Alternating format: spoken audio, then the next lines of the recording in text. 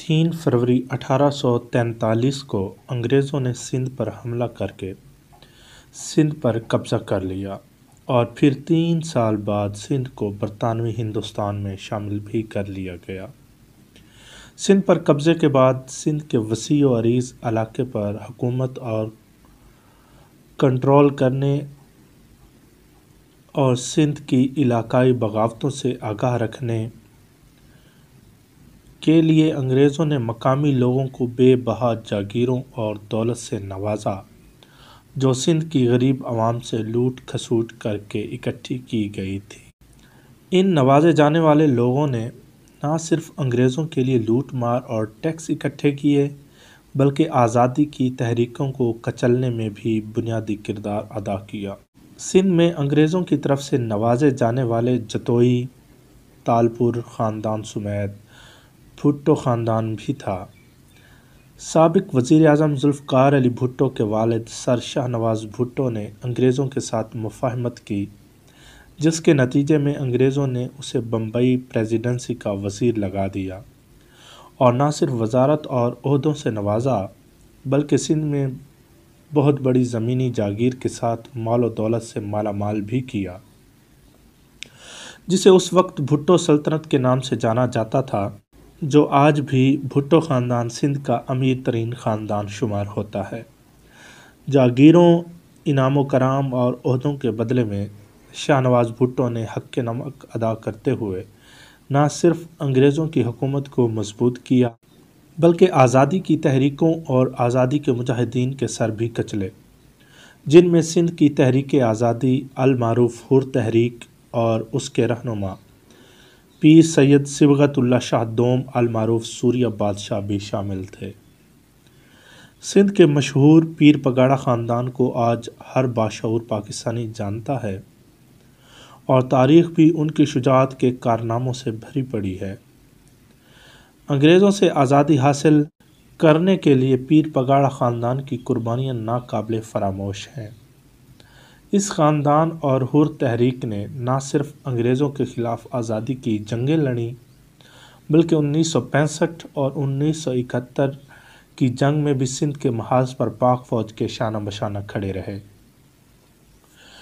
برطانوی راج میں حر تحریک نے کئی بار آزادی کا پرچم لہرایا۔ پیر پگاڑا خاندان اور ان کے مریدین حروں نے جس بہادری سے انگریزوں کے خلاف علم حق کو آزادی بلند کیا اس کی نظیر نہیں ملتی۔ آج بھی تاریخ حروں کو فریڈم فائٹرز کے نام سے جانتی ہے۔ اس خاندان نے انگریز راج سے لے کر آزادی پاکستان تک انگریزوں کے سامنے سیسہ پلائی دیوار بن کر کھڑے رہے اور ہر دور میں آزادی کا علم بلند کیا، جس کی پاداش میں ان کی آزادی کی تحریک المعروف حر تحریک کے کئی مجاہدین نے راہ حق میں جام شہادت بھی نوش کیا۔ حر تحریک کے رہنما سید صبغت اللہ شاہ دوم نے انگریزوں کی طرف سے کئی عہدوں اور مال و دولت کی آفر کو ٹھکرا کر جنگ عظیم دوم میں عالمی منظر نامے کو دیکھتے ہوئے انگریزوں سے آزادی حاصل کرنے کی تحریک آزادی المعروف حر تحریک کو مزید تیز کر دیا، جس پر انگریزوں نے برطانوی راج میں حر قبیلہ کو تحریک آزادی میں ناقابل فراموش کردار ادا کرنے پر انگریزوں کے پروردہ سر شاہ نواز بھٹو نے حر تحریک کی مخبری کی، جس کی وجہ سے انگریزوں نے سندھ میں ایمرجنسی نافذ کر کے حر تحریک کو کالعدم قرار دے دیا اور سر شاہ نواز بھٹو کی مخبری پر سید صبغت اللہ شاہ دوم کو گرفتار کر لیا گیا۔ یہ تحریک اتنی مضبوط تھی کہ تحریک کو کچلنے کے لیے سندھ میں ایمرجنسی نافذ کرنا پڑی۔ تحریک آزادی کے مجاہد اور حر تحریک کے روح رواں سید صبغت اللہ شاہ کو انگریزوں نے تحریک آزادی کو ختم کرنے پر عہدے، مال و دولت اور بہت بڑی جاگیر دینے کی آفر کی تو مرد حق سید صبغت اللہ شاہ نے ایک نعرہ لگاتے ہوئے جواباً کہا، ہمارا ایک ہی منشور ہے اور وہ ہے وطن یا کفن، آزادی یا شہادت۔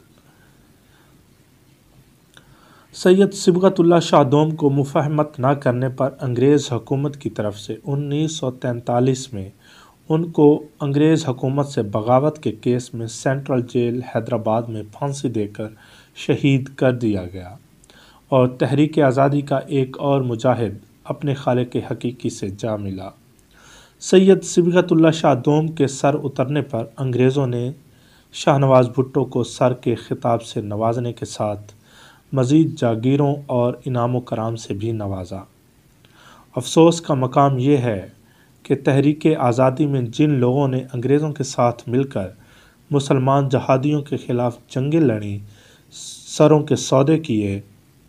اور مسلمان مجاہدین کو شہید کیا،